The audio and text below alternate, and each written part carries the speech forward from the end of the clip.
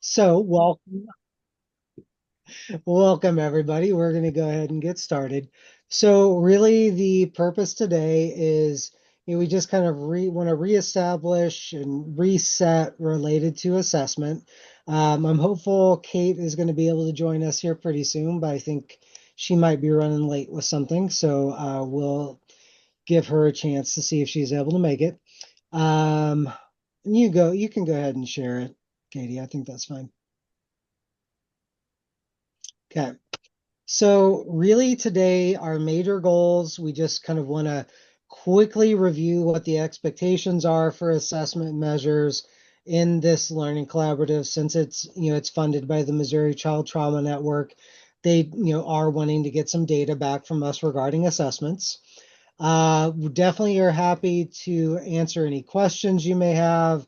If it'd be helpful to practice some things like practice scoring, practice entering data into the website, we can do that. We are definitely going to review the process of entering data into the website. Um, Anybody? By the way, hi everyone. Sorry I was late. I was doing supervision and it ran late. No problem. Okay. So okay, Allie.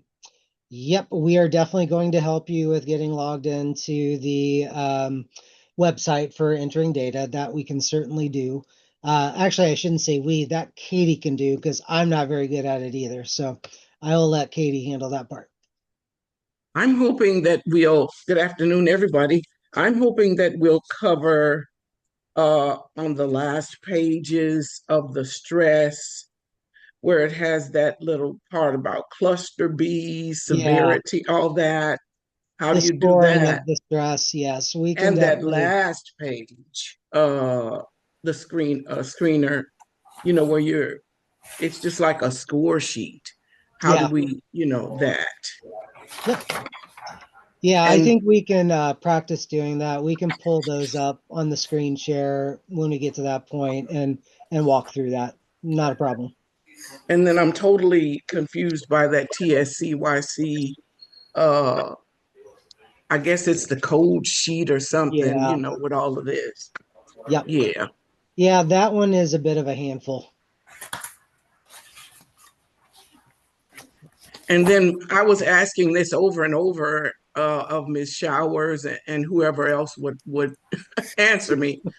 But do we do we type in somewhere the actual results? In other words, I've got this stress here on this child. Is there somewhere where I copy these answers into It's online? not the actual answers, it is Okay. the T scores. So you add like just those scores, the global scores that you come up with after you score it, you just enter those. And Okay. and the stress does not have T-scores, so I think you Yeah, just enter the total it's score. just the total score for the stress. Okay. Okay. Yeah. And you'll show us where that goes Yes, we in can do there. that. Okay. Thank you. Mhm. All right. And so, Allie, Katie was asking you a question about the data portal.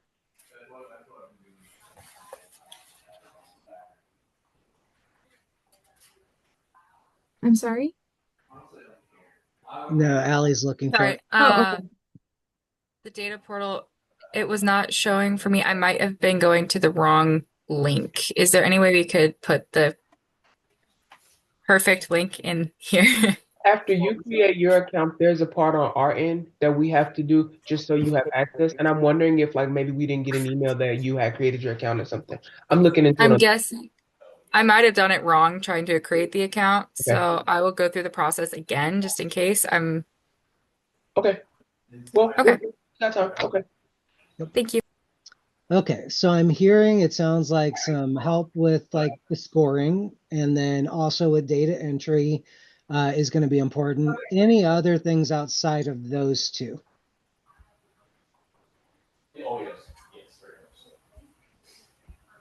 All right.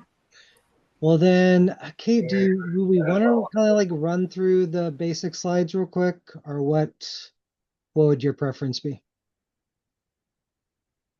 I'm not, I think we should listen to their questions and just Yeah. answer those, and we might be able to refer back to the slides if it's relevant. That works for me. I would rather focus on the questions too. Yeah. We want this to be really helpful for you all, so we want your questions to kind of guide our discussion here. So I guess maybe like, does anybody have questions about administering the measures? Because it's kind of like we've got administration, we've got scoring, we potentially have interpretation, and then we have data entry. Those are kind of like our four big, like, I guess, categories of things you have to do with assessment. So is there any question about actually administering the measures? So like sitting down with the kid or the caregiver and having them complete them. Let's start there. Anybody questions or problems with that part? Olivia, did you have something? Yeah, I did the TSCC with a 12-year-old this week, and the stress, but I don't. Okay. So with that, I don't administer an assessment to the foster parents, or do I? There are caregiver versions of the stress. And then also for a 12-year-old, you can still do the TSCYC, which is the caregiver version of the TSCC. And you can use that with kids from ages 3 to 12. Okay. See, he'll be 13 this week, so I wasn't sure. It's close It's enough. fine. Yeah, it's close enough. And Yeah. it's also foster parents, so it's hard to Yeah, and that's okay. I think that's something that you really take into consideration during the when you're interpreting the measures. Yeah. So you can think about if there's like a differing report between the kids' responses on the TSCC and the caregivers' responses on the TSCYC. You could think about, well, maybe this is because, the kid doesn't know them that well and so isn't communicating with them about nightmares or anxiety and things like that. Yeah. But it still can be helpful from like a pre-post perspective. And, if they've had the kid for a month or longer, the TSCYC only asks about the past month. Yeah. So I think that would be fine. Yeah. And they have had him for almost a year off and on. Yeah, then they should be able to answer the questions. No problem. My concern is their tendency of like what appears to be over-reporting. Everything's a problem. And so the nice thing is the TSCYC has a scale for that. So if they are over-reporting, it becomes an invalid. Yeah, measure. And it wouldn't be a valid administration. And that is just something to note. Like, your gut is right. They are over-reporting. They had a recent psych eval that showed over-reporting in there as well. Okay. Oh, interesting. Yeah. Well, that's something to really think about then, even if it doesn't spike go past the clinical significance marker, you just might want to take that into consideration that they have this history of over-reporting. Yeah, and I agree with Kate. This is kind of merging into like an interpretation thing. The other thing too is like what type of symptoms they're reporting on matters. Because like if a caregiver is reporting on behavioral symptoms, they tend to be more accurate about that than the kid does. But if they're reporting on like internal symptoms, the kid usually tends to be more accurate on that than caregivers do. So, what they're reporting on also kind of matters a little bit. Okay. And sorry, Olivia, I think you were about to ask something else when I started talking. No, I don't remember if I was, but okay. I think I'm having a hard day. I'm sorry. I think that overall, like, they've had him for a year. And so there's a level of comfortability now. They kind of feel like a family. His sister is there with them, but everything kind of is a major problem when he has a behavior. Like it's a much bigger deal than maybe I personally or professionally think it should be. Yeah. And they don't necessarily consider his complex trauma. So I just wondered about administering the assessment to them. Knowing that it would probably be marked as like an invalid assessment. And actually circling back to Kate's point, that might actually be really helpful if you do get that result, because you can go back to them and say, what do you think about this? This measure is saying that basically you're like reporting problems that are probably more that are basically with the over-reporting scale, it's essentially saying you are reporting problems at a level way higher than like comparable caregivers did when they designed the test. What do you think that's about? Why do you think it's rating you as, over-reporting? Okay. Yeah, so you can it's a nice way to kind of like almost segue into parenting where you can be like, well, what do how is this affecting how Mhm. might this tendency to exaggerate no, and I wouldn't probably use that word with them, but how is your tendency to like maybe over focus on the kids' behavioral issues? How might that be a problem from a parenting standpoint? So, Okay. Yeah. All right. I did tell them that I need them to be present for the next good. session. But he doesn't stay in the room for the TSCYC, does No. he? No. Okay. Yeah, I typically don't want the caregiver to be in the room when the kid is completing their measures, and I don't They want the were. kid, yeah, and I don't want the kid to be in the room when the caregiver is doing theirs because it influences how they're going to answer. Mhm. Okay. Well, thank you. I think that covers my questions for now. Awesome. Good. Well, any other questions just about like the administration part, like actually filling it out? If not, we can move on to more like the scoring side of things because I know people have some thoughts or questions about that. Understandable. It is Yeah. confusing. I see a question in the chat asking about putting in the data the last Friday. I thought we had until the first week of the next month. Which one? Yeah. Um, Katie, is there multiple dates on that? So you get a reminder typically the Friday before the data is due, which is the first Friday of the month. The email is simply a reminder so that we hold you guys to the fact that we want your data. If you happen to not enter, if you enter your data in 3 and 4 month spans, you are entering your data in 3 and 4 month spans. We just would like to remind you that we want your numbers. Yeah. Truthfully, we don't care when you submit it. We just want you to submit it. Yeah. Yeah. If you do it every month, doesn't really matter. We just do want to get it eventually. And I, Andrea, did you have a question? I think Yeah. it's like to follow up with my original question. I was asking more specifically, are you guys wanting us to administer, and maybe you said this at the training, the TSCC or the The TSCYC time frame. every month? No. Generally what we recommend is pre-treatment, usually then like 3 months later, which is around mid-treatment, and then at the end of treatment. So Okay. typically we would expect there to be like 3 data points. Okay. Yeah. So I have a client who I'm working with whose ability to do anything is very, very little.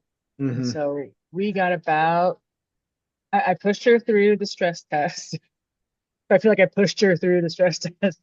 And we didn't get to the other TSCC. So is that okay not to do them all at the same setting? Oh yeah. To break it up? Yeah. Okay. Yeah, that's Okay. fine. And We I have had to get it all 3 points. done. So I was like, Yeah. we have to get this one done I before, can totally appreciate that, Yeah, Press. 100%. But I think if you're going to break them up, what I like to do is administer the stress last, because the first couple measures don't ask the child about their experiences. So you can sort of work up to that. It's that gradual exposure can even be within the assessment process, where first you could ask about general symptoms, and then you move into asking them about their trauma history. So what would you suggest to be the order in the future? Well, I just would do I mean, this is a personal preference. There's no data behind this that I know of, but I like to do the TSCC and then the stress, because I think the TSCC is easier in terms of like psychologically taxing, because they don't have to go through their trauma history and then think about those events as they're answering the questions. Those are just symptom questions that you can ask the kids to endorse. Yeah. Matt, do you Yeah. agree? Yeah, for the most part. I mean, I tend to make it a case by case situation. Like usually at the by the time I've gotten to the assessment measures, I've done like a clinical interview, I've talked to the kid, I've talked to the caregiver. If I get the sense that this is a really easily triggered kid or a very, very avoidant kid, I do exactly what Kate just said. I will do the TSCC first because I think it's a nice way to ease into it. If it's a kid who's relatively comfortable with talking about it, I often like to do the stress first because I just like to get trauma on the table right away. So I will vary it depending on the kid. But either way is fine. I think just whatever works best for you and your client is the way to do it. All right. Thank you so much. Yeah.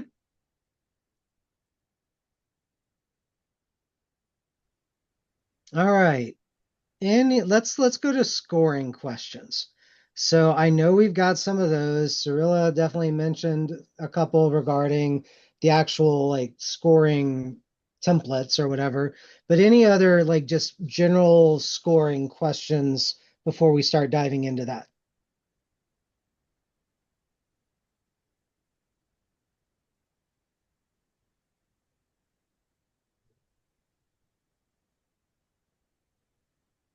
Okay. All right, then maybe Katie, what we can do is let's start with the stress and pull up like the scoring sheet for the stress, Mhm. and then we can kind of walk through that.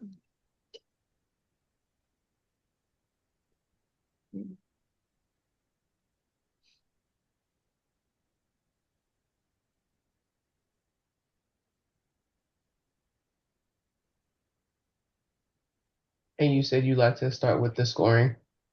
Yeah, just the scoring sheet is fine.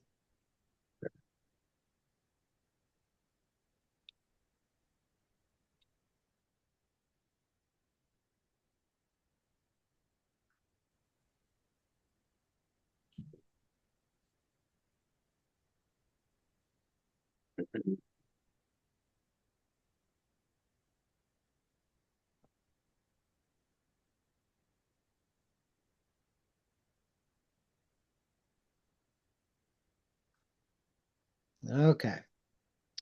Kate, do you want to do this or would you prefer I do it? I definitely prefer you do it. Then let's Matt, do it. This Yeah.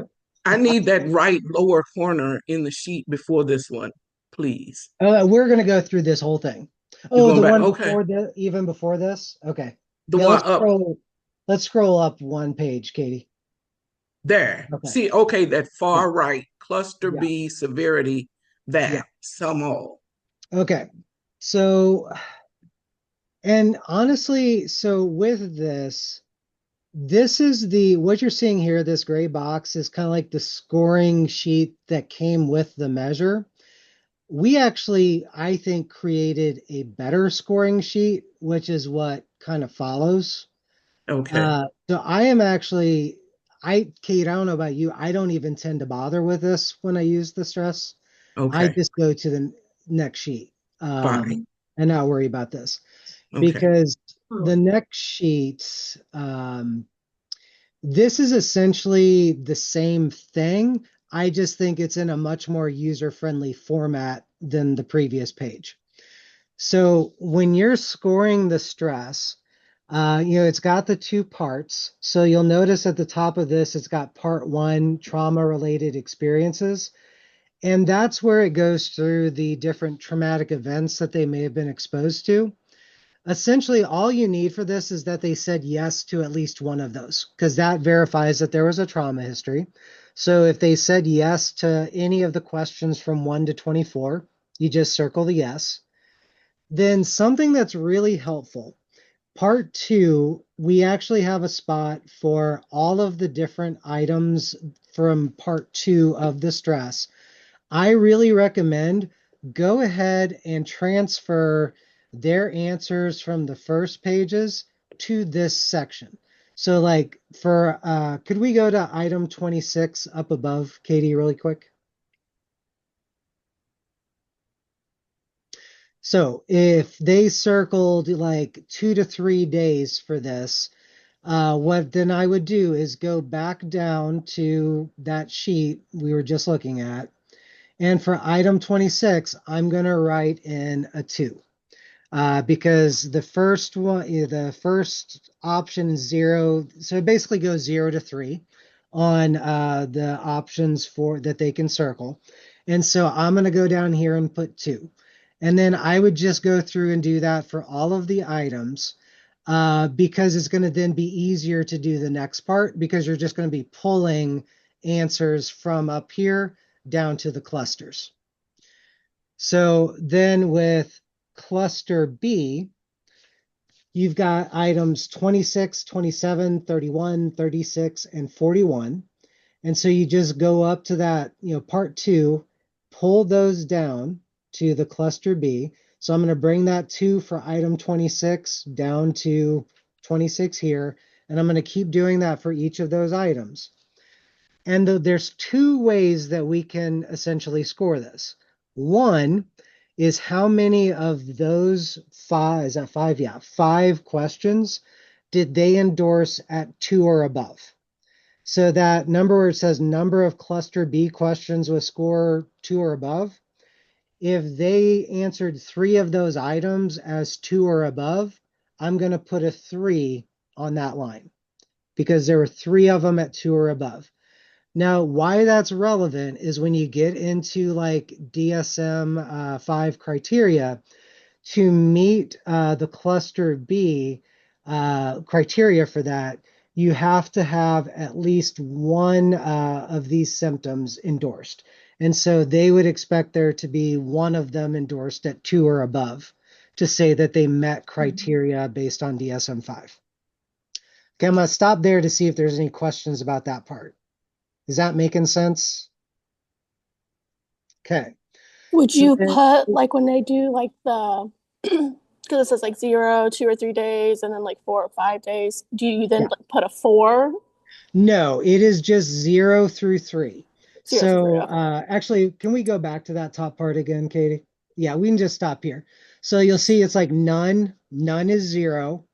1 day is going to be 1. 2 to 3 days is going to be scored as a 2. And most days is going to be scored as a 3. Perfect. Thank you. Yeah, no problem.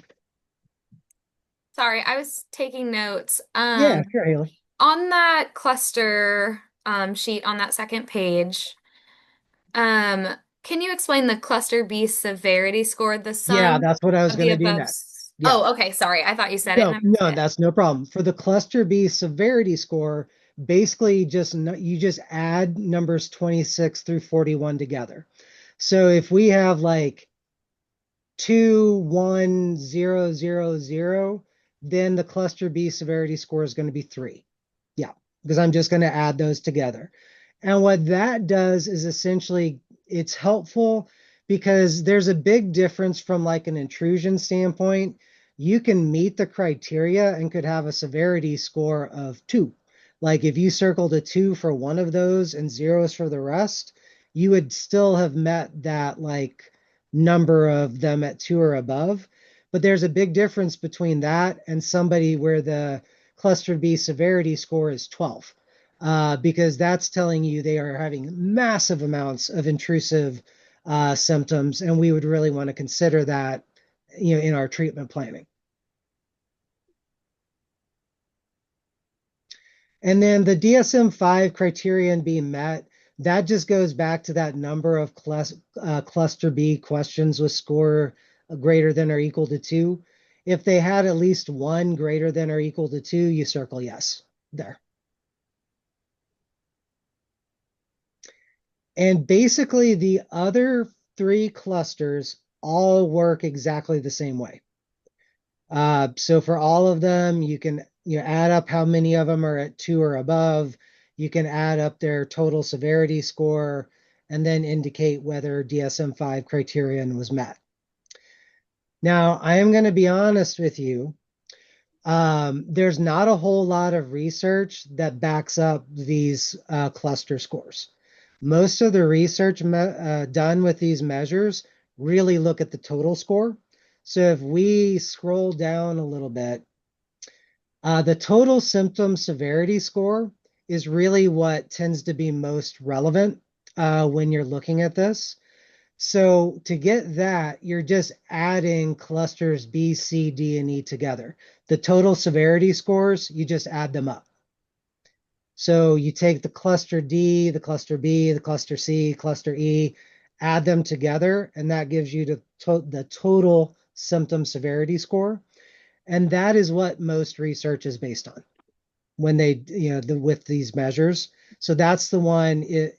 I generally don't even bother reporting the other ones like in my assessment reports. I just talk about that total symptom severity score for this particular measure. Similarly, like the DSM, actually should say DSM-5, but the DSM-5 full PTSD diagnosis likely and the partial PTSD likely, not all that important, really. It's basically just saying, did they meet that number of items for each one of those clusters? But I really would encourage you all to focus on that total symptom severity score. That's the one that's really kind of the most reliable in terms of interpretation. Anything you want to add, Kate, on that? No, I'll just say that if I think it can be helpful just to eyeball the clusters and see which one might be more significant than the others, just for clinical utility. Yeah, I completely agree with that. Because like if you have a kid who their cluster C is through the roof, they're going to be really avoidant when you're doing TF-CBT, and that's going to be something you're going to want to be thinking about and being prepared for. So Kate is absolutely right. Clinically, it can be really helpful. So what does the search in the DSM-5 look like? For instance, if I'm trying to find out if criterion for cluster D is being met, am I looking up mood disorders in the DSM-5? What am I? You just go to PTSD. So these are the 4 clusters that make up the diagnosis for PTSD. PTSD. Yeah. Mm-hmm. Gotcha. Yeah. Okay. Yeah. Thank you. Yeah, no problem. All right. Any other questions here? I thought of a question, but it's not necessarily related to the scoring part. That's okay. I remember you guys saying that you don't upload these assessments to their client charts. Is that right? No, we do. We Oh, do. you do. Okay. So yeah, It's we the have Sherman narrative you're thinking of. It's the Sherman Oh, narrative. you're Yeah. probably right. Okay, Yeah. thank you for clarifying. Yeah, no problem. Now, I will say we're careful about who we release these to because, like for psychologists, I mean, I think this is true for everybody, but like ethically, we're not supposed to release these to people that aren't qualified to interpret them. So there is, that's something we do try to avoid. Secondary release, yeah. Yeah.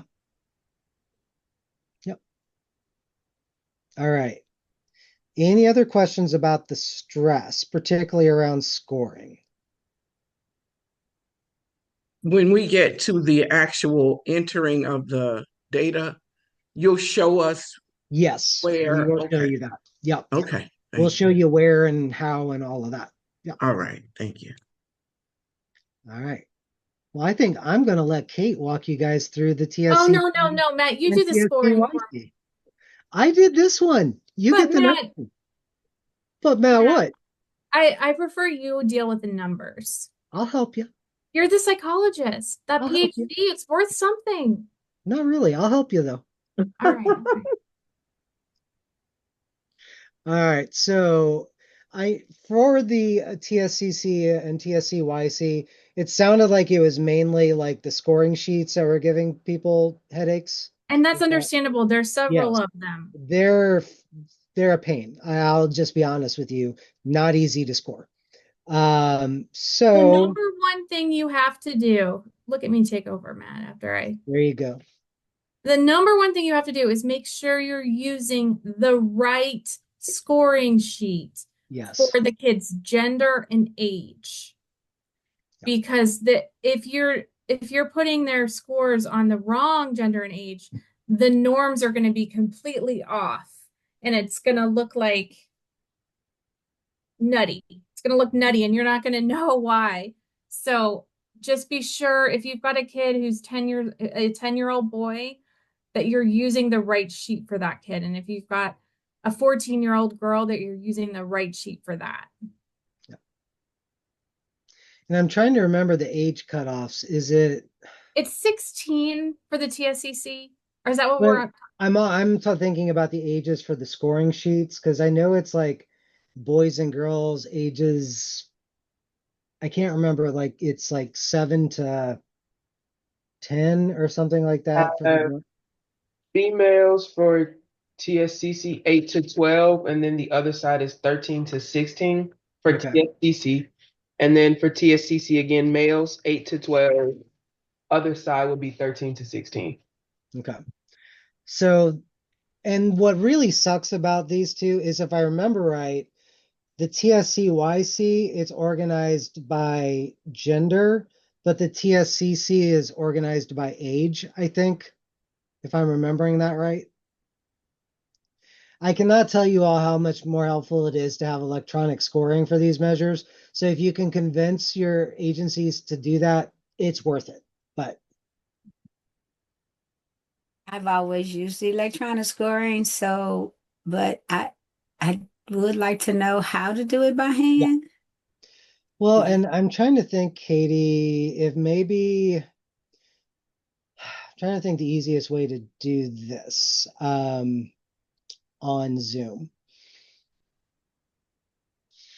Can we show the scoring sheets on here? Do we have those that we can share electronically? You mean like actually like these? Yes. Are we just going to hold it up maybe to the camera? Yeah, we don't have these electronically. I didn't think we did. So I'm trying to think of the easiest way to actually practice that then. Now, Kate, you have any ideas? No, I mean, we've never actually done that on one of these boot camps, is actually scored it. Hey, Katie, could you let's try taking a picture of it and see if that works.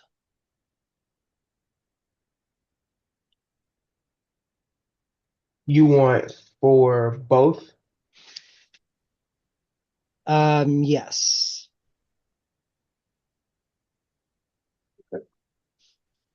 Working on it right.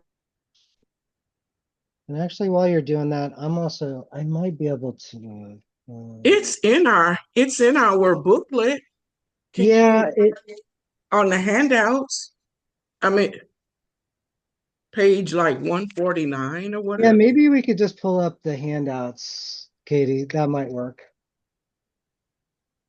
I didn't remember that they were in the handout, so Yeah. Well, the TSCYC is on page 149. I'm looking at it. Perfect. That should work.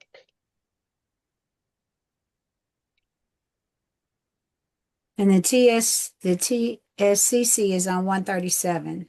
Yeah, they're in here. Perfect. We'll pull those up then.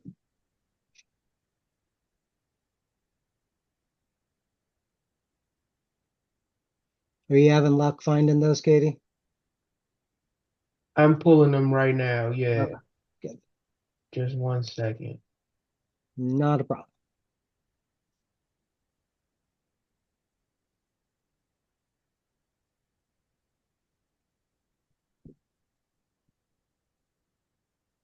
You know what, Matt? Yeah. Do you have the book? If not, I can get Johnny to drop it to me, but I didn't run this training, so I actually don't have the. I don't think I have it easily accessible. Okay, 1 second then. Okay. Sorry about this all. We probably should have had this squared away before we started. But while we're waiting for that, any other questions maybe not related to the scoring sheets? I mean, it's sort of related to the scoring sheets, but it's not about how to score it. What are the No. perforations for? Like, once you take off the Yeah, perforation, that's a great question. does Yes, this open? What does this do? Yes, it that's does. how you're going to score it. That is actually Okay, how but you mine's like score that. glued together. So if I rip, is it gonna rip it? So first you tear off the perforated part, and Okay. then you are able to kind of pull it apart. Now, once you do that, it kind of ruins it. So there's that. Um, but in the booklet, we actually are in what we're going to show you. We'll show you what the inside of it looks like here in just a second. And so that way, then we can walk through it. Oh And the my gosh. nice thing about it is the TSCC actually uses like carbon copy. So when they circle their answers, it comes through onto the scoring sheet. So it makes it easier to score. Okay. It does open up. Yep. So I was like, what is happening? Yeah. And So so on the it had nothing to inside of do with it, actual scoring. yeah, the inside of it is how you actually come up with the like raw scores that you then put onto the scoring sheet. Gotcha. Okay. Thank you. Yeah. Lisa, do you have a question? Well, my question was about the identification number. Is that the number that we use to identify them here in our agency, or is that a number that Oh, I mean, is that on the actual assessment measure itself? I wouldn't worry about that. Just Don't leave it worry blank. about it. I Yeah, just put the kid's name and that's it. that's really more for when it's used for like research studies. They will use an okay? identification number, so it's de-identified. You don't need to worry about that. Okay. I'm ready to roll, Matt. Okay.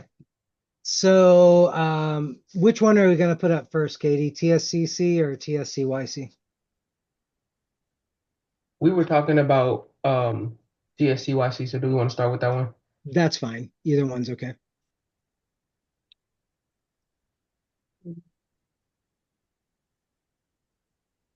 All right. So what you're looking at here is like when caregivers fill this out, they read the booklet that has the questions in it, but then they circle their answers on this sheet. And these are the numbers that you are then going to pull and put on the scoring worksheet, which is also on the inside of it, just like the TSCC. Now, one of these are a little confusing because I think it is the first two. Yeah, it's the validity scores. You are not actually adding these up. You're just counting for the first one, which is the underreporting. I believe you are counting how many of them are scored as a 0. And then like if they're, so you look at it now, there's none of them, they didn't circle any as a 0. So that would be, you would put a 0 in that, on that line. Whereas if they had circled 2 zeros, you'd put in a 2 for the number of zeros that they circled. And then the atypical response, the next one, is similar, but instead of adding up how many zeros they circle, wait, no, I'm doing this wrong. Kate, the first Yeah, one, yeah, the first one is the only one where you count up the number of zeros, right? that's right. And that's why there's that little That little symbol next off to the looking sum. symbol. Yeah. Yeah, So the first line is the only one that you count up the number of zeros. that's the The, yeah, validity scale, right? yeah, that's the That's the under. underreporting scale. Then the next scale, ATR, is the over-reporting scale. And for that one, you actually do sum them up. So they circle, or they input 1 for all of them. So there's 9 items, so it adds up to 9 for that one. So, and then the rest of them are all the same. To get the sum, you are just adding across those lines. So like if we look at depression, so the DEP, that's the fourth line down, you add up those numbers across the 3, 4, 2, 2, 1, 2, 1, 2, 1. That ends up being a total score of 18 or a raw score of 18 for that scale. And so you're just doing that for all of those. Matt, I'm sorry. Yes, no I'm so problem. sorry. I'm trying to follow you here. Where Yeah. are you starting from? Because I'm looking at the first page and then you're over here on the second page. Where are you getting these numbers from? Okay, let's go back to that first page, Katie. Okay. So this is where these numbers come from. Uh-huh. So where the caregiver circled those numbers. So like if you look at item number 1, they circled a 1. So now if we go back down to that second page, item number 1 shows up under anger. So that's like the 5th one down. And you'll notice for the item 1, they put a 1 next to it. Oh, okay. I'm following you And so now. you Okay. would take all of these to get these numbers, you just pull them from the sheet that where they circled it. Okay, I see now. Okay, thank you. I'm sorry. No problem.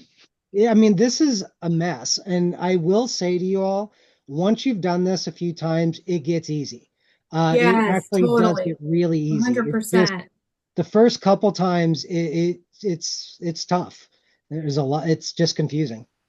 I have a question. Yeah.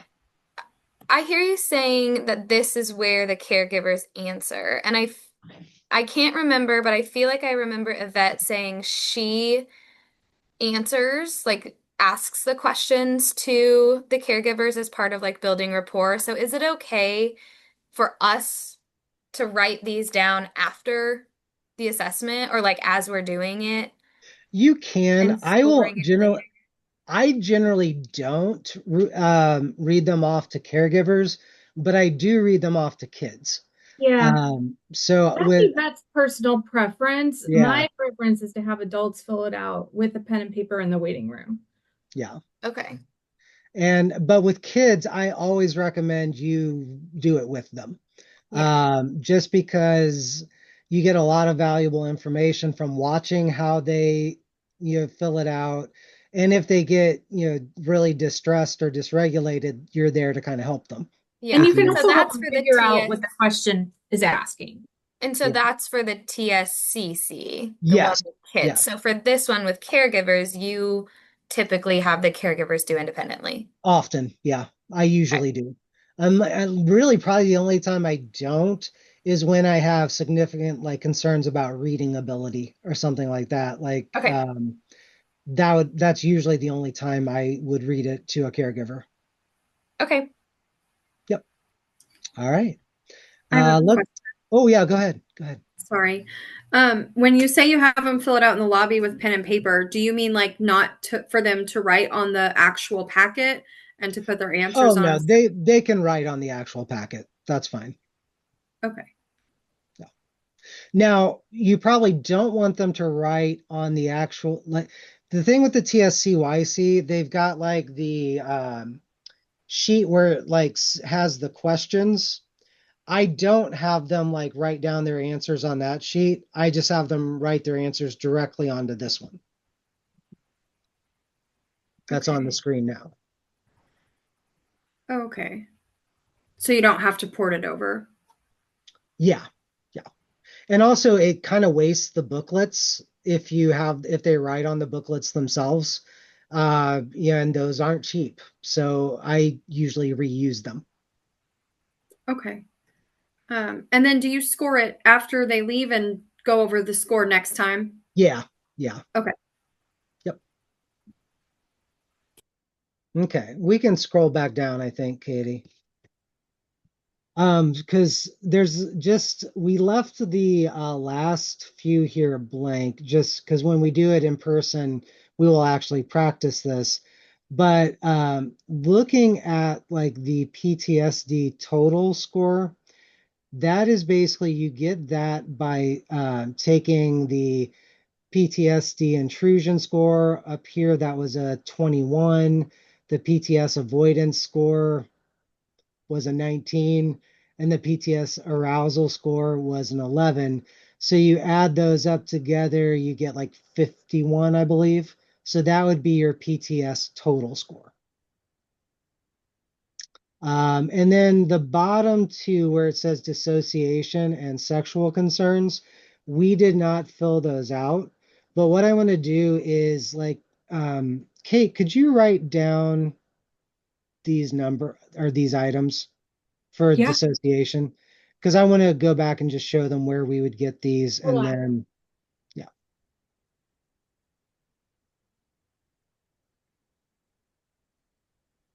For dissociation? Yeah, I was thinking dissociation. So we got 5, 25, 28, So Matt, 32. while she's doing that, Yeah. would you tell us about PTS total again? Because I Yeah. noticed PTS 1 starts in the middle over Yeah. to the right. So basically, like the PTSI stands for I. PTS intrusion. So those are Oh, the it's an items, I. yeah, Okay. those are Okay. the items that are about intrusive symptoms. Okay. And then PTS AV is about avoidance symptoms. Okay. PTS arousal is about arousal symptoms. And this measure is before DSM-5, so it only has those three clusters. It's basically based on DSM-4 criteria for PTSD. And so to figure out, like, I am curious, how many intrusive symptoms they have. You can sum across that line and get like that 21 is the raw score for intrusion symptoms. And then you add up those three to get your PTSD total score. Okay. Roughly. Thank you. Yep. Oh, Okay, you got them, Kate? yep. Okay. Just word association. Yep. All right. So let's scroll back up, Katie, to the sheet where all the answers are. And so, and Kate, the first one was number 5. Mm-hmm. So they scored a 1 there. Hold on, I'm gonna jot these down real quick. So we have 1 for number 5. And what was the next one? 25. Number 25, they also circled a 1. 28. 28 was also a 1. 33. 33, also a 1. 48. 48 was a 2. It's 38. Oh, it's 38. Thank you. Either 38. way, it's a 2. So Okay, we're perfect. okay. 52. 52 was a 1. 78. 78 is a 1. 85. And 85 is a 1. Okay. So when we go back to the scoring sheet, Katie, so on that line for dissociation, for item number 5, I'm going to put a 1. 25 was a 1. 28 was a 1. 38, no, sorry, 33 was a 1. 38 was a 2. 46 was a 1. Actually, the rest of them were 1s. So then to get the dissociation score, we just add those up, and that gives us that raw score for dissociation. So does that help see where this comes from? Okay. Just like you just broke down all the rows above it, basically, how you did that. Yes, exactly. Exactly. Just kind of demonstrated for the dissociation row how you did the top part too. Yeah. Okay. Now, if we scroll down a little bit, this PTSD diagnosis worksheet, I also don't pay much attention to this for the very same reason. I don't worry too much about the clusters. Can we scroll down a little, Katie? Because these are questions that if you're doing this measure, they're usually pretty obvious that the child is, age 5 or older. They were exposed to a traumatic event. The event occurred at least a month ago. They reported experiencing fear, helplessness, or horror during the event, so forth. This is really not all that important. The more important stuff is getting the T-scores, because that is really what is more useful from a diagnostic standpoint. So can we go to that part now, Katie? I don't know if it's the next sheet or not. No.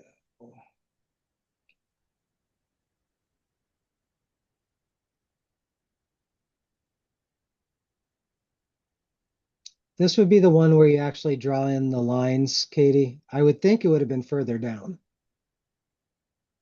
Should be.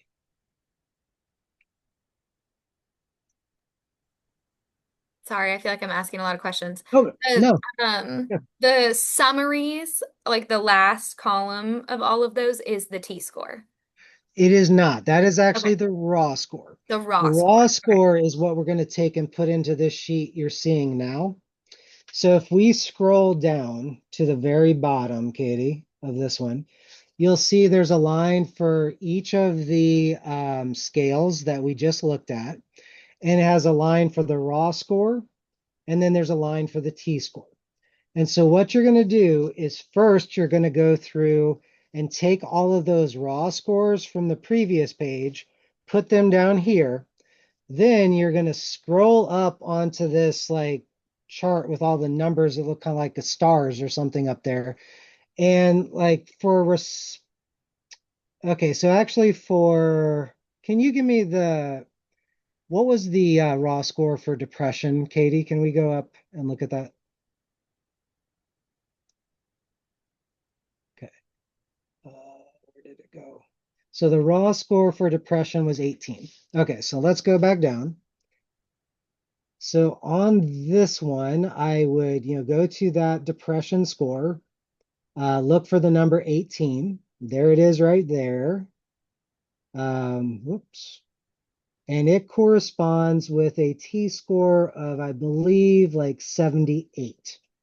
So it's really helpful to use like a ruler or a straight edge here to see like how it lines up with the T-scores. The T-score is listed, that on the left where they've got that scale up to 110. And so you just find the raw score in the middle, then you go over to the side and find what the T-score is. And then the T-score is the main thing that you want to report out of both this and the TSCC. Okay? Questions about this part? Or Kate, anything you want to add there? Nope, sounds good. Okay. It seems like a lot of steps to get the T-score. It's not, it's a bit of a pain in the butt, yes. Yeah. Hand scoring this is not super easy. It's doable, and like I said, you do get much faster at it. With practice, I can probably score one of these in about 10 minutes by hand, maybe a little less.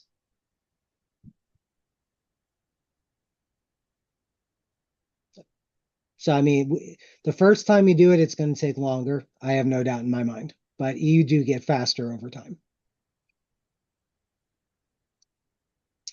The other thing, just can we scroll down a little bit, Katie? From an interpretation standpoint, you see that line at like 65. There's a line that goes T-score of 65. The line goes all the way across. T-score of 70. For this measure, 65 and above is borderline clinical difficulties. 70 and above is clinically significant. So if they have a T-score above that line, that we know that's a clinically significant score. The validity scales are a little bit weird because the response level, which is avoidance, also uses those same T-scores, but the atypical response one actually uses a T-score of 90 before it's invalid. And that's because, kids who are filling out this measure tend to have some symptoms and tend to endorse things. Our caregivers with this measure tend to endorse them as fairly high. So it's just trying to acknowledge that this is a sample that's likely to have more significant symptoms.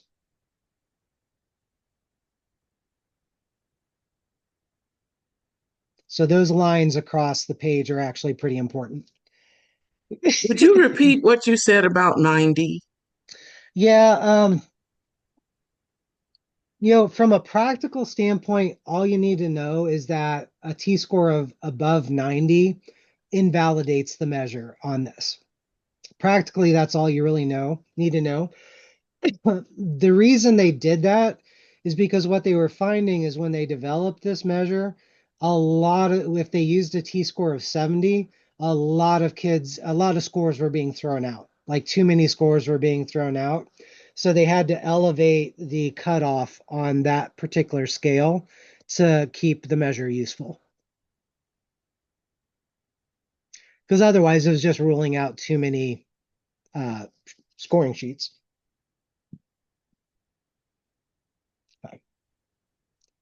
Now, the good news is scoring the TSCC is similar to this and actually easier than this. Yeah. This one is much harder than the TSCC. And Kate, my voice is starting to go, so I may let you do the TSCC. Okay. It's very similar in terms of you count, you sum the ones for the atypical response, which actually here is called HYP. Yeah, can we move to those, Katie? Thanks. And then you also count for all of the threes, and that's the hyper response. And then it's the same deal with the scoring profile sheets. And it's actually much easier to use this one than the TSCYC. Right. And so over here with this chart, you just transfer the number that they put onto this chart. And it's nice because it kind of tells you what cluster that particular symptom is lumped in with. And this is all of this information is on the scoring sheets that we gave you. So you don't have to remember what the subscales are. You can look that up on the sheets. And then the shaded ones are the ones that you sum up for the under responding and the hyper response. Now, so let's maybe do the hyper response one real quick. Can you go up to the top again, Katie? So for the hyper response, that's the ones that are in that column on the far right, the 3 column. You'll see ones where there are boxes around them, like number 1 has a box around it. And those are items that when it comes to like over reporting, very few kids in the sample that they made this on endorsed almost all the time for having nightmares. So that was one that very few kids endorsed at a level of 3. So that was one that they then used as a over reporting item.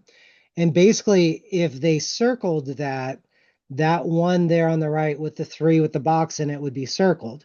And that would count as a 1. Because that means they endorsed one of those over-reporting items once. So if we scroll down, they didn't endorse that one. They didn't endorse the next one, which is feeling dizzy. But they did endorse feeling scared of men as a 3. So that counts as 1. Then if we keep scrolling down, is that the last of the box ones, Katie? I think it is. No, there's one more. So they only circled one of the 3s with the box on it. They only did that once. So that actually means that hyperarousal score down at the bottom is just going to be 1 because they only endorsed one of those boxed 3s.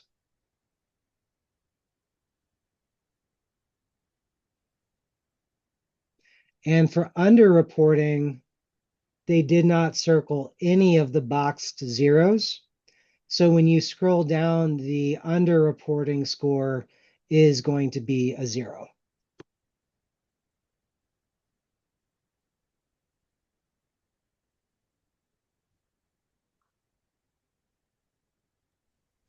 And then for the scale scores, you just, like if we look at item, let's say 49, which is feeling mad.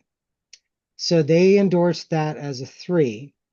That item only goes into the column for anger. So you write the 3 over in that column. Now what's confusing is some of these, they fall into more than one column. So like daydreaming falls into just like general dissociation, but it also falls into dissociation fantasy, which is like a subcategory of dissociation. But you just put the same number on both lines. Now, this is only going to be for zeros for underreporting and 3s for over-reporting, right? On those two, you're only worried about the number of zeros and threes.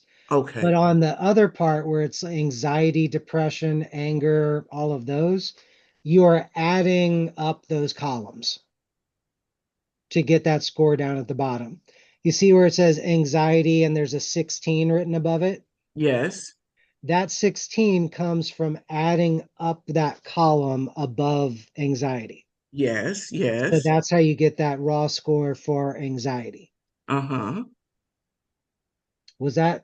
Did that get your question, Cirilla, or no? No, I'm just Okay. kind of lost on this boxed item thing. Yeah, the boxed one is confusing. So it's just for those two. It is the underreporting and it is the hyper-reporting. And those are the only two where you do not actually add up the numbers. Instead, you just count how many of them were circled. Is there a number that similar to the TSCYC that makes this assessment invalid? Yes. And you're going to see that when you get to the other scoring sheet, because when you put the number in, it'll show you if it exceeds that cutoff or not.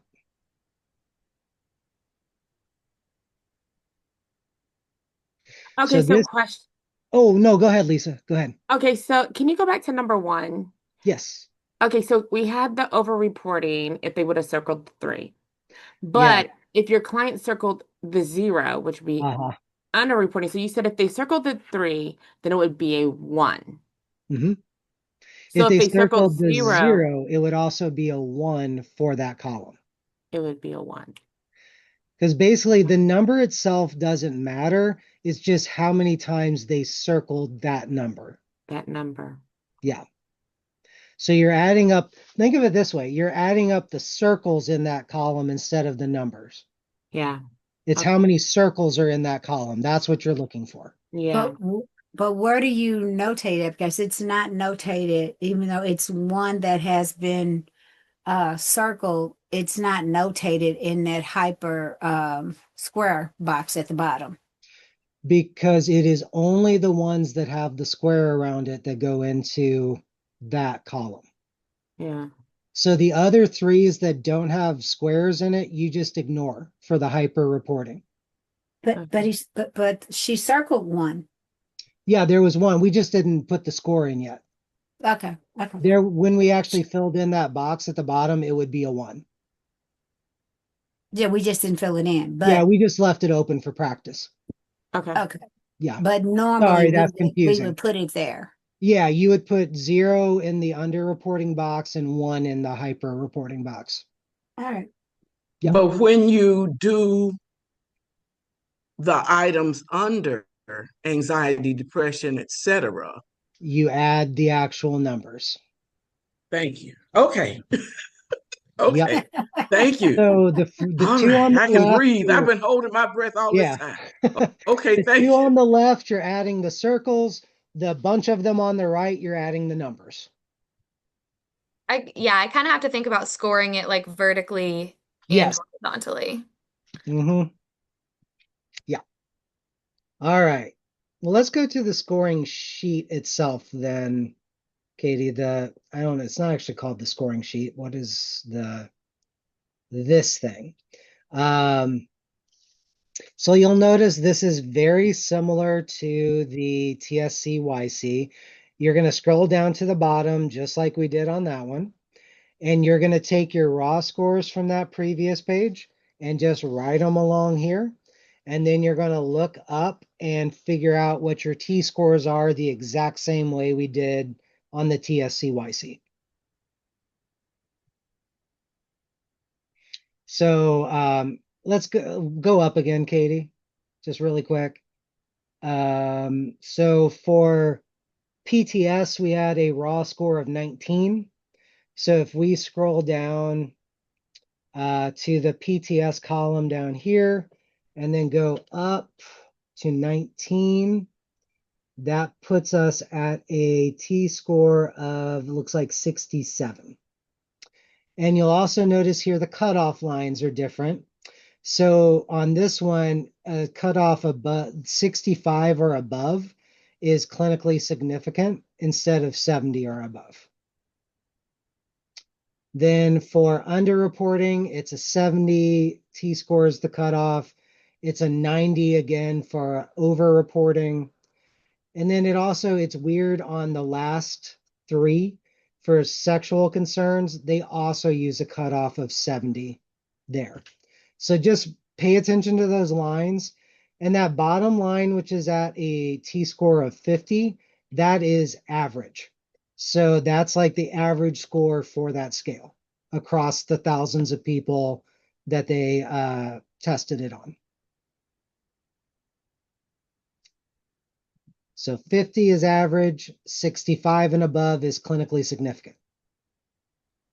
Can you show the under and hyper reporting ones again? The higher part of it.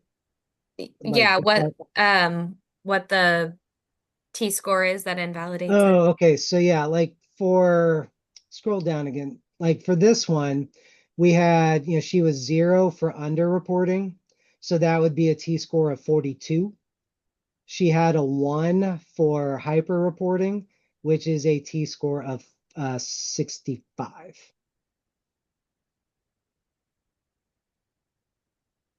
Okay, so And what are the scores that invalidate it? okay, so basically, if you get a raw score of 6 on underreporting, that's going to invalidate it. Okay. If you get a raw score of 3 or above on on hyper response, it's going to invalidate it. 3 or above Yeah. invalidates it. Okay. So on underreporting, if they circle 6 boxes, it's going to be invalid. On hyper reporting, if they circle 3 boxes or more, it's going to be invalid. Okay. And so how do you know that? Sorry. How do I know that it's invalid? Mm-hmm. That is entirely based on the standardization sample that they used when they created this measure. So when they developed it, basically they administered it to thousands of kids and took those to create sort of like a normalization sample, like showing where kids typically fall on it. And based on that, they were able to determine what were like the cutoffs for underreporting and hyper-reporting. So it's basically just taking their score and comparing it to the scores of thousands of other kids that they tested this on. Yeah. Okay. But I mean, just by looking at this sheet is what I mean, Matt. I'm sorry. Oh, just by looking at this sheet, Yes, I it's apologize. those cutoff lines. So like 70 there and the T-score of 70, you've got that line. And above that line is the raw score of 6. So that's why I know a raw score of 6 or above is Okay. above that cutoff line. Okay, I got it. And then on atypical response, the first raw score above the cutoff line is a 3. So then I know anything 3 or above is above the cutoff Okay. for validity. All right. Thank you. Yeah, Bethany, I see your hand up. Did you have a question? So in our book, it says the profile form for females ages 8 to 12. Where do we find this little chart doohickey for a boy who's 15? So there are multiple ones. So, and where this gets confusing is if I remember right, for the TSCC, if you go to the top, Katie, of this one, please. So for the TSCC, you have profile forms females, and then it will be for females on both sides. So it'll be females 8 to 12 on this side of it, and it'll be females 12 to 16 on the back side. And so you'll have another one for males that has the 8 to 12 on the front and the 13 to 16 or whatever on the back. We just Google it? Is that how we find it, or? No, we gave these to you all. In You the should packet have they these. mailed. It's In the that those packets were that were mailed. mailed to you, you have these. You should. Look. So One is brown and one is green. Bethany, I'm holding them up here. The TSCC for the females is like greenish, and it's double-sided. And for the males, it's like purple burgundy-ish, and it's also double-sided. Aha! Thank you. Yeah, Okay. no problem. That's why we're doing this. It's a lot of moving parts. Haley, how about you? Oh, and you're muted, Haley. Sorry. Yeah. I don't know why I'm like fixated on it being invalid, but can you talk about what that means? Can I shred this if it's invalid? Like what can Okay, yeah, it's a good question. So if it's invalid, take that with a grain of salt because these are not perfect validity scales. And the reason I say that is because, like, if we think about the underreporting scale, I could have somebody who's having nightmares like at a 3 level, almost every night kind of thing. But if they circle a 1, they're still underreporting, but it's not going to show up on this because they didn't circle 0. So I would think of this as a relatively crude measure of invalidity. It's only going to capture the ones that are really doing extreme underreporting or extreme overreporting. It's still helpful, but I think it's important to keep that in mind. It's not going to catch everything. And two, even if they do underreport or overreport, it doesn't mean they're not giving you some useful information. So if you look at the items, you still may get useful information from what they endorsed. So I wouldn't say shred it, but when you write, I figured that was the answer you were gonna say. I was yeah, hoping for the first one, but I get okay. it. Now, to make it a little easier, what I will tell you though, if you're writing it up, like if you're writing this up in like an intake report or something like that, if it's invalid, I just say, the measure was invalid based on the atypical response score, which was at a t-score of 95. And that's all I'm going to write.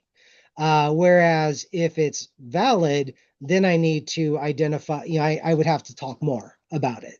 So you're not exactly ripping it up, but it's a much shorter write-up when it's invalid than when it's valid. Mhm. And even like underreporting and hyperreporting are both clinically relevant by themselves. Because if they're underreporting, that suggests a lot of avoidance. If they're overreporting, it suggests a lot of distress. Sort of like a cry for help kind of thing. So Matt, Yeah. um, I see an important question in the chat Oh, I missed it. about Yep. from Allie, but I'm wondering after you answer that, can we look on the website at like Yes. month 1 Yes. data entry? Okay. Yeah.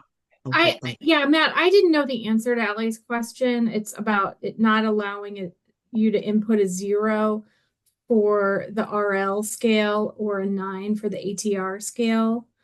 Huh. I don't know if that's because I don't know why that would I be. am not sure why that's the case either. It was for the It might be impossible to get a 9 for the ATR, but I don't know why it would be impossible to get a 0 for the RL.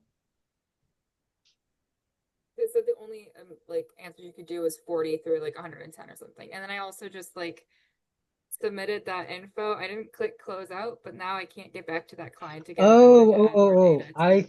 think I know the problem, Allie. So on there, you would not be basically what you're doing is you're putting in the raw score. You need to put in the t-score. So Even for the RL though? yes, yes. So the raw Okay, got score, it, got it. The yeah, raw score for the okay, yeah, okay, got it. That's that's why. weird. Okay. Yeah. Alrighty. Okay. Yeah, why don't we go ahead and move over to the website, Katie, and I will gladly turn that over to you. Give me 1 second. Let me get things shut down and set up. Mhm.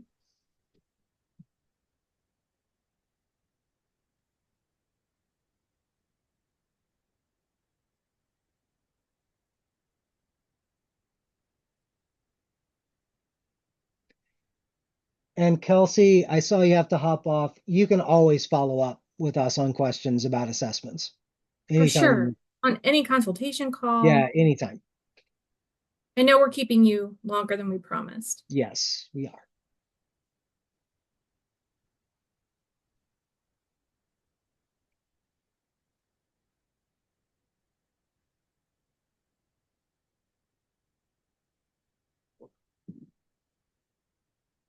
Yeah, no problem, Kelsey.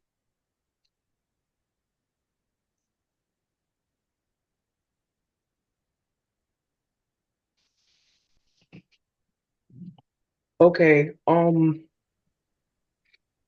I am up. Does anybody need the instructions for how to create an account before I get started? Does anybody need me to drop those again?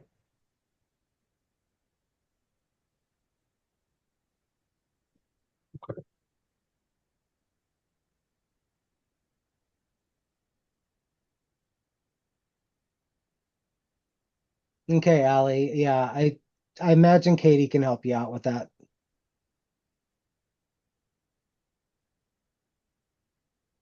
Yeah, Ali, just reach out to us via MOX at the inbox, and we can help you out with that. I want to be able to answer questions that people actually have before I just start Yeah. clicking around in here. So, um,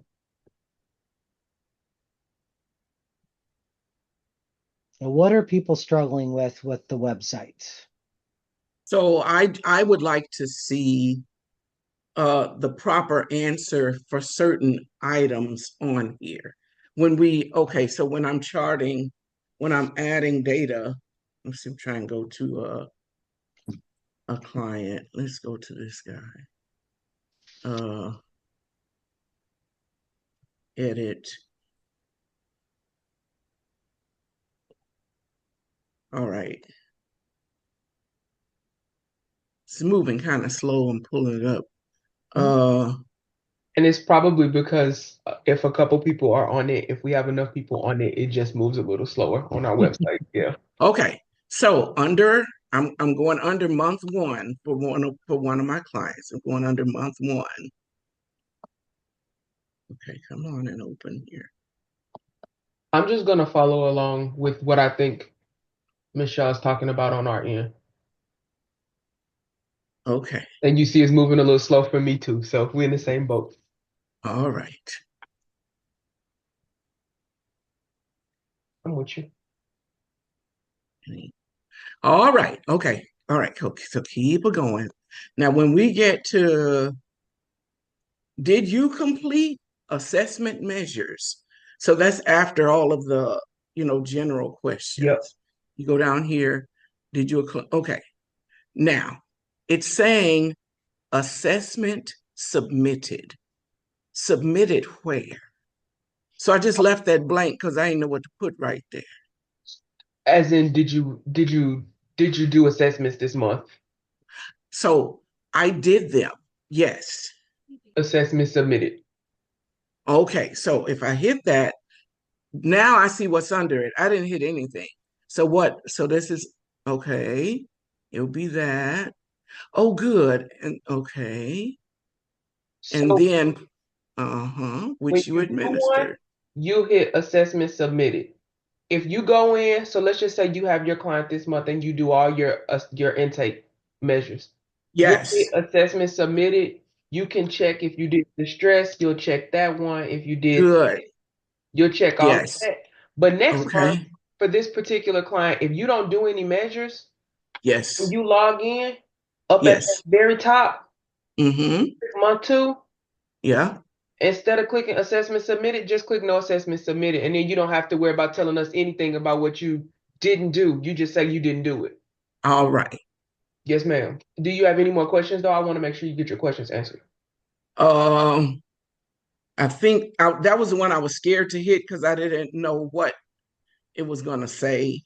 And then I think that's it. I think that's it on this page. I think that does it for me, guys. Okay. Well, Thank you. anybody else with questions about data entry? I have a question. Yes, ma'am. So if we don't have a client yet, we don't have to put in anything, or are we putting in things indicating we don't have a client yet? You would wait until you have a client, as far as what my answer would be. And Matt's nodding. So yes, you just wait. We'll wait until you have a client.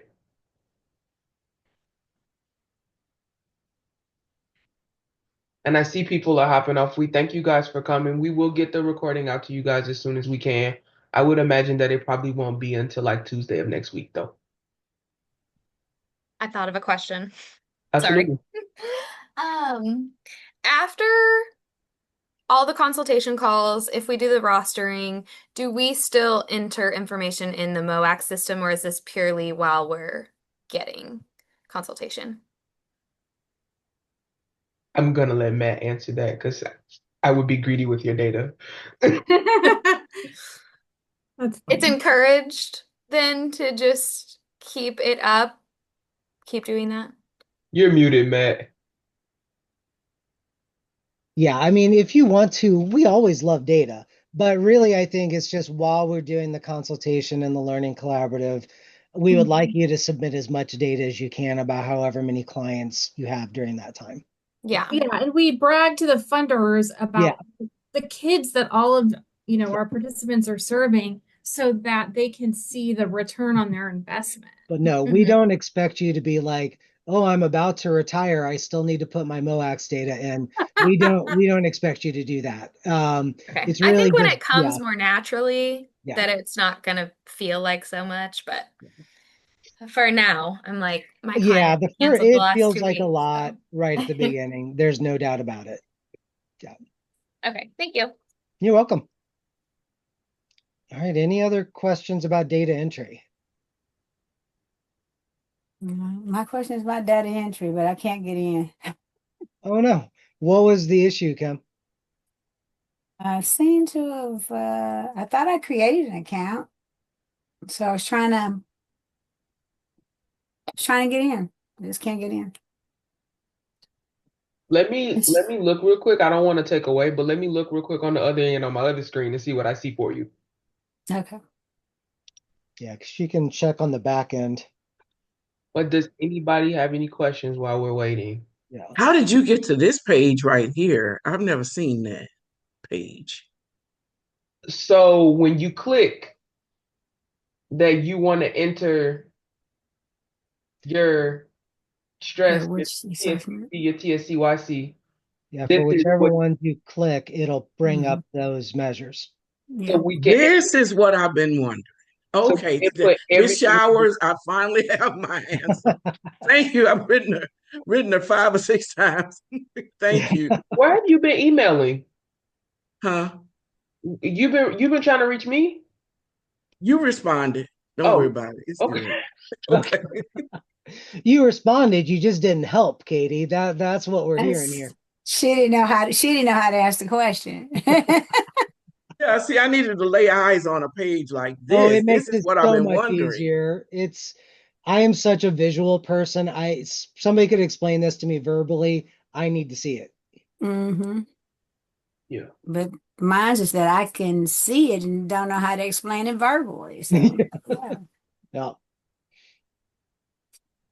Miss Kim, this website is moving almost as slow as I've ever seen it move. One time we had an in-person learning collaborative and it was crawling. It's doing just that right now. No, it's because we have an overcast. I'm gonna write your name down. Okay. And can you tell me, did you use the email that you signed up for the training with? Mm-hmm. Yes. Okay.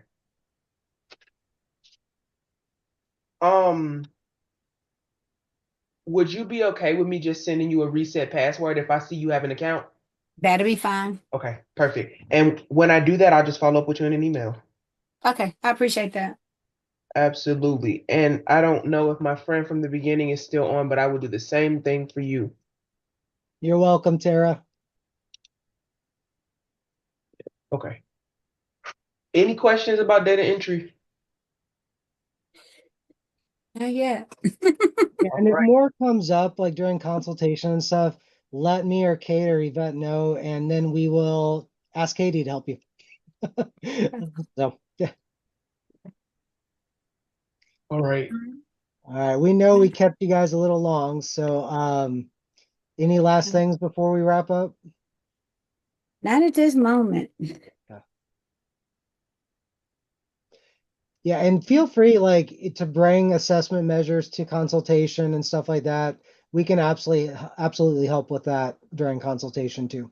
I was For just about sure. to say that's like perfect built-in time for if you Yeah. need me to hop in. More than Yep. glad to. All right. All righty. Well, thanks everybody. Okay, well, Thank happy you. assessment. Take You all care. have fun. All right. Take All care. So right. Have a boot great camps weekend. don't happen all the time, right? This was just a boot camp, and if Yes. we need another one, we'll Yeah, do another. we will, whatever you guys need in the future, we'll find ways to help Okay. you out. But yeah. Okay. Yeah. Okay. Thank you. All right. Thank you. Take See you care. later. All right. Take care, all.